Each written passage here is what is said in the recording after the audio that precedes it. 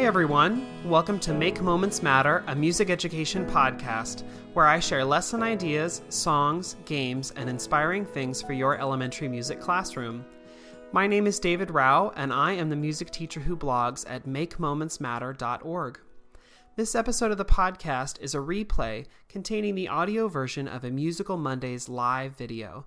If you're not familiar with Musical Mondays, every Monday night at 8 p.m. Eastern Time, I go live on Facebook and Instagram to share about the lessons that I'm using in class with my students. I give a recap of my kindergarten through 5th grade lessons, and then do a deep dive about one grade level and share the books, instruments, songs, and process that I use to teach the lesson to kids. This podcast episode contains all the audio from the Musical Mondays video, but if you'd like to see a replay of the video itself, you can find a link to the archived video on YouTube when you click the link in the notes for this episode. Thanks so much for tuning in. Here's the show. Hey everyone, my name is David Rao, and I'm the music teacher who blogs at makemomentsmatter.org. You can also find my ideas on Facebook, on Pinterest, on Instagram, and a variety of places when you search for my name, David Rao, or Make Moments Matter. I'm excited tonight to be back to these Musical Mondays videos, to be sharing more of my lesson ideas and things that you might want to use in your classroom, and sharing all the resources and things that I use along the way. Tonight I'm going to be talking about the poem Bate Bate Chocolate and how I use that in my classroom and some of the extras and things that go along with that, and just share my process.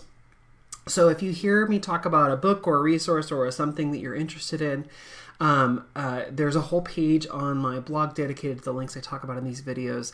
And if you go to the bottom of wherever you're watching or listening to this, there should be a direct link in the caption. But if there's not, you can always go to my blog, makemomentsmatter.org, and click the video tab, and it should be in the drop down there. Okay, and then one more thing. If you don't want to see me through a computer screen, if you would like to see me in person, I'm going to be doing some workshops in the coming month. On January 20th, I'll be at Simpson College, which is just south of Des Moines, Iowa, doing a whole morning session all about critical thinking and how you can enhance those skills in your classroom and be more intentional about using critical thinking. I'm going to be at Ohio Music Educators Association, the state conference. That's the first weekend in February, and I'm doing 3 sessions, 2 on Friday and 1 on Saturday. I hope you'll be there if you're in Ohio. I'm very, very excited about that. I'll be in Oklahoma at the Oklahoma Orff chapter on February 10th. And that is in Oklahoma City, right outside of Oklahoma City. Hope you'll come and join us for that. And then at the end of February, I'll be at New Jersey Music Educators Association, which I'm also super excited about. I think I'm doing 4 sessions there, and that's in Atlantic City. If you are interested in any of those things, you can find more information on my Facebook page or on my blog, makemomentsmatter.org. Okay, cool. Let's get into this lesson. Now, last fall, I did a whole series of lessons, and I said, like, use it or lose it, like things that you might want to start doing or continue doing in your classroom, the uses, and then, or lose it, things you might want to stop doing or think about sidelining. Well, I had a lot of fun doing that, but I thought, like, I just want to share some lesson ideas, share like the whole extent of how I'd use those lessons, and share some resources and stuff with you. So I thought maybe I'd just start with a simple poem, something super fun and easy, something I've used very recently with my kids, and that would be timely for right now. And so the poem I want to talk about is the poem Bate Bate Chocolate, which, oh my gosh, my school district already announced that we have a snow day tomorrow because it is like kind of blizzarding outside. And so this is like perfectly timed for my school for right now. But it's something that I think that you could use anytime throughout the school year, but especially around those wintry times where kids might be thinking about hot chocolate. And so that's actually how I start with kids, is I start by saying, like, okay, if you make hot chocolate or have had hot chocolate at home, raise your hand. Okay, a lot of hands go up. If you have made hot chocolate, raise your hand. And then I ask kids, like, how do you make hot chocolate? And the general thing that I usually get from kids are 2 different options. Usually there's the powder, right? They take the powdered chocolate and they either put it in milk or put it in water, and then usually they microwave it. That's like a lot of my students do that. So the hot chocolate powder they microwave, or maybe they heat up the hot water, or heat up the water, heat up the milk or whatever in like a kettle or whatever, and then they use the hot chocolate. Also, I have a lot of kids who have been talking recently about like the hot chocolate bombs, where it's like the little sphere of chocolate, and then you pour hot water or hot milk over it, and then it like disintegrates, and inside might be like marshmallows or sprinkles or whatever. And those are the two main ways that and this is a primary poem, so kinder or first, we'll talk about making hot chocolate. There are very few kids who are like, and we get out the saucepan, and like there are not a lot of kids who do that, at least in my community. It's usually either the powder or the hot chocolate bomb if they're being fancy. And they might talk about, oh, and then we mix in blah, blah, blah, or like, I stir mine with a candy cane. Okay, whoa, fantastic and great for you. But usually the kids are just then talking about how they make hot chocolate at home. But then we talk about, okay, where does it come from? Where does chocolate come from? And a lot of times chocolate is traced back to Mexico, to actually a civilization in Mexico called the Aztecs, who were around for hundreds of years ago, who actually used chocolate as currency sometimes, and chocolate was a big part of their culture. And so today I'm going to talk to you about the Mexican way to make hot chocolate. And they don't make it with powder, and they don't make it with hot chocolate bombs. They actually make it a totally different way. And so we're going to talk about that. And so we walk through the process of like how people in Mexico make hot chocolate. And the traditional way, as far as I can tell from learning and watching and reading and seeing things through other folks who have experienced this growing up, because my grandma did not do it this way, but I think a lot of people's abuelas in Mexico did it this way, or even in the United States did it this way, is you take a piece of chocolate, and there's a special kind of chocolate that you can use for hot chocolate. It usually comes as sort of a disc. But for my kids in school, I say, like, if you took a Hershey's bar, you can get chocolate that's not powder, it's not syrup, but it's like a bar of chocolate. It's like firm. It's like something you can, take and crack. And Hershey's is a great example because you can break off pieces. So if you take like a Hershey bar or something like that, imagine you take that and you use that to make your hot chocolate. Well, this is actually usually comes as a disc, and usually you break apart just certain pieces as much as you want to make your hot chocolate. And you take that and you take a pan and you put it on the oven and you put in usually milk, but you could maybe use water, but usually milk. And you heat up the milk, and then you put in the chocolate. And the chocolate, well, what would the chocolate do in hot milk? What do you think would happen to that piece of hard chocolate? Would just sit there? And then this is fun because, again, if I'm thinking kindergarten or first grade, we're talking about, what would that chocolate do? They have to think about how would that act? How would that react in the water? What would it do? Well, probably it would start to melt. And so, if that chocolate is melting, if it were me and I had a saucepan and the hot milk and the chocolate, I'd probably get like a spoon or something and stir it around. But actually in Mexico, they have a special thing that they use to stir this hot chocolate. And I just happen to have one here. So this thing here, if you were to look at it, you might say it looks like a bat, or maybe you think that it looks like a fancy wand or something, or maybe you think it looks like a mallet. It does kind of look like a mallet. And we talk about that, sort of maybe what it looks like. But then I say, but actually, they use this to make their hot chocolate. It's called a molinillo, and you don't hold it like this. You hold it like this. And so you have your saucepan and your chocolate in there and your hot milk and or warm milk, and you use it. You could maybe first to sort of crush it, because it still is maybe in a block. So you might use that to crunch it if it's not already completely melted. And then if you look at this molinillo, around this are little wooden rings, and you can kind of see them, they move. And so when I go like this, when I spin it, they move too. And so they use this kind of like what we would use like a whisk. And so they put it in, and then you go like this, and it spins around, and it mixes the milk and the chocolate. And not just mixes the milk and the chocolate, but it also makes it really kind of frothy and bubbly. And so it makes it sort of foamy. And it makes it really delicious. Now, sometimes they'll use just the milk and the chocolate, but they may add other things like cinnamon, or sometimes they add like chili powder, or sometimes they add sugar. Ugh, it's already sweet enough, but I mean, if you could make it sweeter, and kids are like, yes, we can make it. But anyway, so that's how they make hot chocolate in Mexico. But actually, if we're talking about chocolate, well, in the United States, when we speak in English, we say chocolate, which has like two sounds, chocolate. Okay, and just teacher moment. I know that some people do it with 3 syllables, chocolate. Like a kindergarten teacher might teach a child to syllabify that way. I do not agree with that, because nowhere in real, actual lived experience do we say chocolate. I don't know anyone who would go to Dairy Queen and say, I would like a chocolate ice cream cone.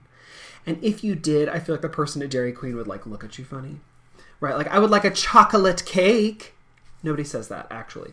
So like maybe in class you might say chocolate, but like really in real life in spoken English we say chocolate most often. So anyway, with kids, that's just a sidebar. But with kids, they say like, well, chocolate has 2 sounds. But actually, because this is coming from Mexico, and we're talking about how the Mexican way to do it, in Mexico they don't speak English as much.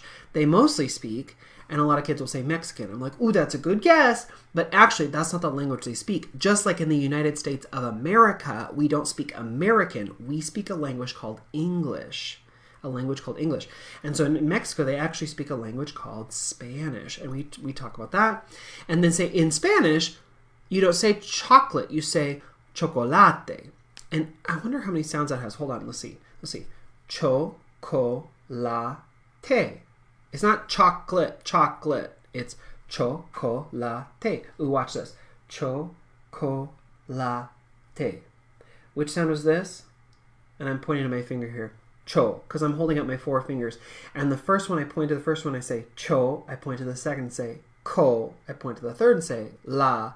I point to the last one and say te. Okay, so now you know each finger represents one of those 4 sounds. Say the one when I point to it. So it'd be cho, cho, cho.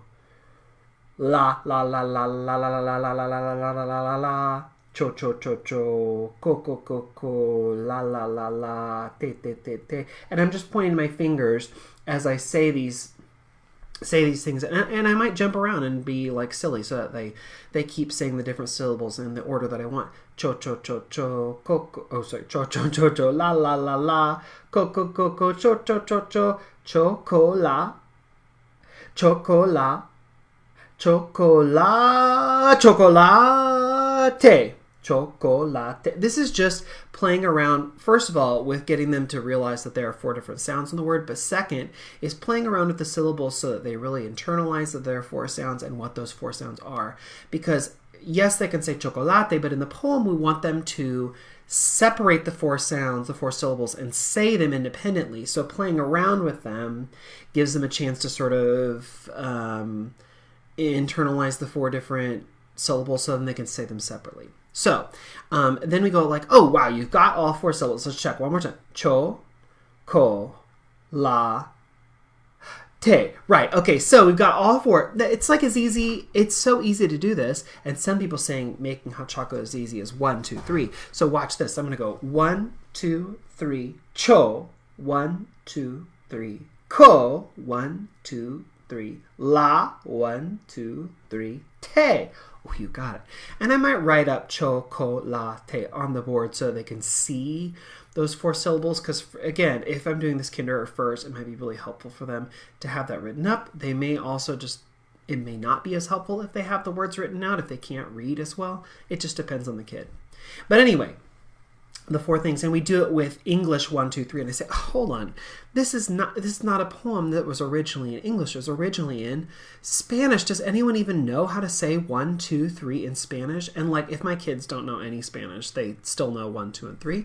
So they'll say it with me. They'll be like, 1, 2, 3, 4. And I was like, cuatro. We don't need past 3. We only need up to 1, 2, 3 in this poem. I'm glad you know the others, but like, we don't need it. Okay, so instead of saying 1, 2, 3, cho, 1, 2, 3, ko, 1, 2, 3, la, 1, 2, 3, te, I'm going to say it in Spanish. Let's try it. Here we go. 1, 2, 3, cho, 1, 2, 3, ko, 1, 2, 3, la, 1, 2, 3, te. Ooh, very good. Okay, how about, can you say the 1, 2, 3 and I'll say the parts of the chocolate? Okay, here we go. Uno, dos, tres. Cho. Uno, dos, tres. Ko. Uno, dos, tres. La. Uno, dos, tres. Te. Perfect. Okay, let's switch jobs. I'll say the uno, dos, tres. You say the cho, ko, la, and te. Okay. Uno, dos, tres, cho. Uno. And so we go back and forth with that a little bit. And then I say, oh, but then there's more to the poem, actually. It's not just the uno, dos, tres. There's actually the part where we talk about mixing the chocolate or stirring the chocolate. And if you want to say stir or mix, you say bate. So actually this poem goes bate, bate, chocolate. Bate, bate, chocolate. Which I'm pretty sure that rhymes. Does that rhyme? Bate, bate, chocolate. Yes. Oh my gosh, it rhymes. So guess what? We got to say that, and while we're saying it, we better pretend to stir, which, again, we're not using a big spoon, so we're not going to make the big spoon action. We're going to pretend we all have molinillos in our hand. We don't. I only have the one. But we're going to pretend we have molinillos in our hand, and you got to spin, spin, spin, spin. Now, one year I did this where I handed out rhythm sticks so they all had something to spin in their hands, but that was like, I was like, what a cool connection. They'll be able to use it. And then it was just like rhythm stick madness. So I didn't do that on year 2. Anyway, but you could try that if you want. It might work for you. Or you can hand out mallets because this does sort of look like a mallet. So you could do that if you wanted. That's up to you. You make that decision. Okay, so anyway, so then we put the whole thing together and we go bate, bate, chocolate, bate, bate, chocolate, bate, bate, chocolate, bate, bate, chocolate. Uno, dos, tres. Cho, uno, dos, tres. Ko, uno, dos, tres. La, uno, dos, tres. Te. I have an idea. Okay, how about we do the bate, bate, chocolate, and then how about I do the uno, dos, tres, or you do the uno, dos, tres, and I'll do the chocolate. And then, so we do it again. We stir the bate, bate, we use the molinillo. And then I use the molinillo as a pointer, and I point to them, and I point to me when it's time. And we'll do that, and then maybe we'll flip where I say the uno, dos, tres, and they say the 4 syllables, which is harder for them, because just the 1, 2, 3 repeated is easy, but having to remember which syllable have they done or have not done, that is a little bit trickier. That's why I like to put it up on the board or continue using my fingers as like a prompt of which one we're on. Then, when we're ready for that, then I switch and I use the molinillo like a sword and I cut the group in half and I say like, okay, you all get to do the numbers and you get to do the chocolate. So we go back and forth. Uno, dos, tres. Cho. Uno, dos, tres. Ko. And we go back and forth. And then we switch. And then, so this is like, you know, we've done multiple bate bates at this point, right? Because we did it with me against them. We did it with half and half. What you could do is you could have kids separated out into 4 groups and give each group a non-pitched percussion instrument. Maybe an egg shaker or claves. It depends on what you want to do and what you want kids to play. So you might do like a metal, a wood, a scraper, a shaker. You could do all metals, all woods, like whatever you want kids to get experience playing. Maybe they're not played a lot, whatever. But you could give out 4 different instruments, and they could be for the cho, one for the ko, one for the la, one for the te. So it could be like uno, dos, tres, wood block, uno, dos, tres, a go-go bell, uno, dos, tres, egg shaker, uno, dos, tres, something scraper that I didn't think I had, guiro. Anyway, you could have them do that so that they could play on their word. You might want them to also play on the bate bate, because if they are only playing for 1 syllable, that is no fun as a kid who's playing an instrument if you're like, I'm not playing. Oh my gosh, I just missed my syllable, right? Like, so if you could give them maybe on the first part, the bate bate, they could do like bate bate chocolate, bate. It's a great chance for them to practice the steady beat, right? Bate bate chocolate, or bate bate chocolate, bate bate. So they could play on the bate bate and then play on one of the syllables, and then have them rotate and move so they can play another instrument, and then just keep it. You get lots of practice then with the poem, and lots of practice playing instruments. A lot, and what's really cool is then it's also independent parts. So not all the kids are saying all together; they're doing different things, and that is really tricky to do at younger ages. But when you do something like this where it's like they feel really connected to that part, it makes the process easier, and it's fun for them. Okay, so you could do that where you split up like that. You could do that with non-pitched instruments. You could just do the poem. What else could you do? There are like 3 videos that I've linked on the links page. And I see that Kelsey added another video on Facebook. I'll link that on the links page too, because I don't think that's the exact one that I have linked on mine. But the 3 videos I have linked on the links page. The first one is a video that I found of people making hot chocolate with the molinillo. And the cool thing about it is the background music is actually a Mexican composer, and they make it with like the little disc of chocolate and the molinillo, and they add cinnamon, and they show it mixing up, and it's really quick. It's like a minute and a half, something like that. The second video I found is a video from PBS, and it is a video where someone walks kids through Bate Bate Chocolate. And she speaks in English and Spanish, and so she'll speak like a sentence in Spanish and then she'll speak it again in English. She doesn't say like that means, she'll just say it the second time in English. So if she says like, me llamo David, my name is David, she'll do just that, where she'll say it in Spanish, she'll say it in English. And that's really cool, too, for kids to see. She has a molinillo in the video. She talks about how it's made. She talks about the Aztecs. She talks honestly, a lot she packs into less than 2 minutes, and that's a really cool one. And then she speaks that with them. And then the third video that I have, and let's see if I can find, is Jose Luis Orozco on the Smithsonian Folkways. It's a recording of him speaking the poem and then actually singing. He sings it and kids sing back, and then interspersed in this like music video is an abuela, a grandma, making hot chocolate, and it shows how she makes it. It shows her using the molinillo. The kids come and help. She adds a lot of sugar in. So it's really fun once the kids have done the poem version to hear a sung version, and we listen to it once, and then I replay the video and I let kids sing along, where Jose Luis sings and then they get to sing back. And so that's another fun way for them to experience the poem, but as a song, and to sing along with it. It's all those three videos are all free. They're all linked on the links page if you're interested in checking them out, and they're really cool. The molinillo, it's amazing to have one to use as a visual aid. I never buy the chocolate to bring in. I don't bring in a saucepan. I don't make anything else. But the molinillo is so special that I wanted to have one to show. And for years and years, I was like, I should get one of those. I kept like saying it to myself. And when I went and looked online today, the least expensive one I could find on Amazon or Walmart.com or wherever was like $13. But I went to a grocery store that has a tortilleria in it. So there's like this grocery store chain in Kansas City called Price Chopper, but the one that's closest to me is like basically embedded in a neighborhood with a lot of immigrants from South America and Mexico, and so they have like a place where they make tortillas every day, a tortilleria, and they have a lot of products that are specifically for that population that would come and buy things to make food at home.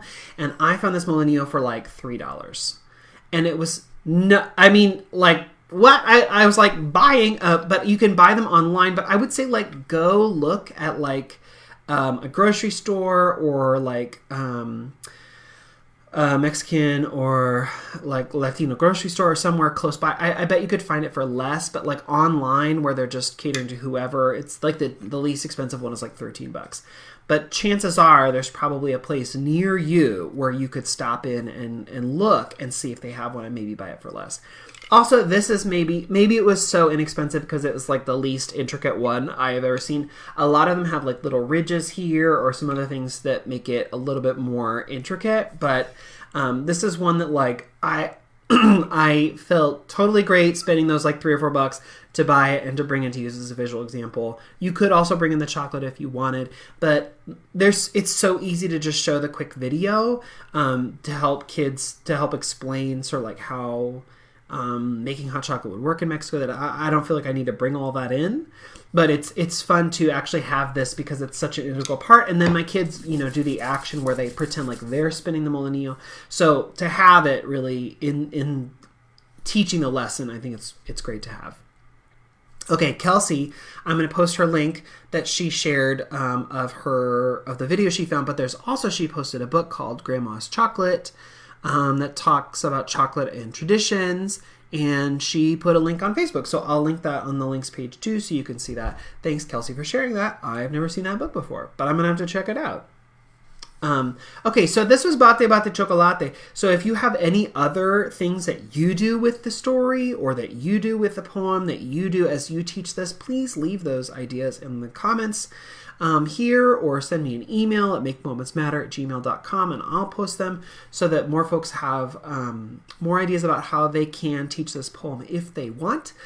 Because there are a lot of cool things you can do with it. Like in what I shared today, you can do the back and forth. You can do 2 different groups of kids. You can add in the non-pitch instruments. Those are all options, but there are so many more.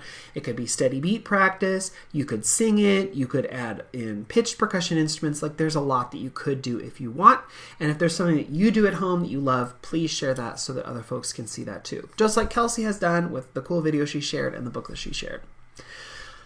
Okay, well, that's a lot, and guess what? Tomorrow I have a snow day, so I'm going to go make some hot chocolate. Well, I might make a different traditional beverage from Mexico that is more of an adult beverage. But, you know, there are a lot of ways to celebrate this wonderful impending snow day. So I'm going to go do that, and I hope that you go and have a great week wherever you are, and that if you are also trapped in the snow, I hope you have an amazing snow day tomorrow, and enjoy spending time with your students the next time you see them.